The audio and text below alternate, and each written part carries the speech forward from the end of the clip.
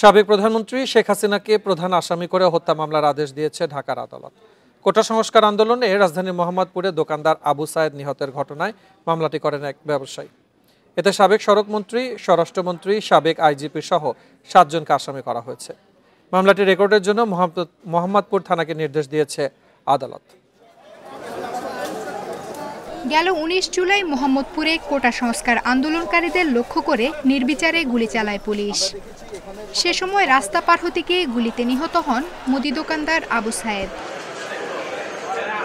এ ঘটনায় মঙ্গলবার মামলা নেওয়ার জন্য ঢাকার চিফ মেট্রোপলিটন ম্যাজিস্ট্রেট রাজেশ চৌধুরীর আদালতে আবেদন করেন ব্যবসায়ী SM আমির হামজা।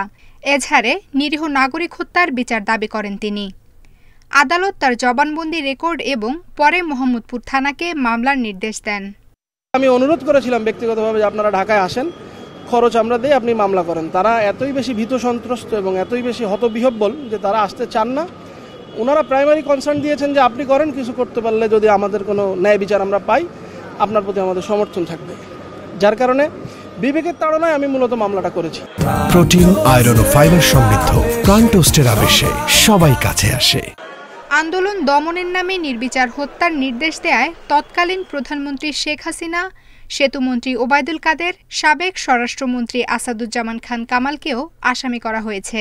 শেখ হাসিনা ১ নম্বর আসামি, তারপর হচ্ছে ওবায়দুল কাদের এবং অন্যান্য যে আসামিরা আছে তারা বিভিন্ন গণমাধ্যমে বা ব্রিফিংয়ের মাধ্যমে তারা পুলিশ প্রশাসনকে বিভিন্নভাবে নির্দেশ দিয়েছেন এবং ইন্ধন দিয়েছেন। এই জন্য আমরা মামলাটা দায়ের করেছি তাদের বিরুদ্ধে। আর সেটা হচ্ছে পেনাল কোডের ৩০২, ১৪৯ এবং ৩৪ ধারায়। এ মামলার অন্য আসামিরা হলেন সাবেক আইজিপি চৌধুরী আবদুল্লাহ আল মামুন, সাবেক ডিবি প্রধান হারুনুর রশিদ, পুলিশের অতিরিক্ত যুগ্ম কমিশনার বিপ্লব কুমার ও সাবেক ডিএমপি কমিশনার হাবিবুর রহমান। ছাত্র জনতার আন্দোলনের মুখে ৫ আগস্ট পদত্যাগ করে দেশ ছাড়েন শেখ হাসিনা। সরকার পতনের পর তার বিরুদ্ধে এটাই প্রথম মামলা। আফসানা আফরোজ জুই, ইন্ডিপেন্ডেন্ট নিউজ, ঢাকা।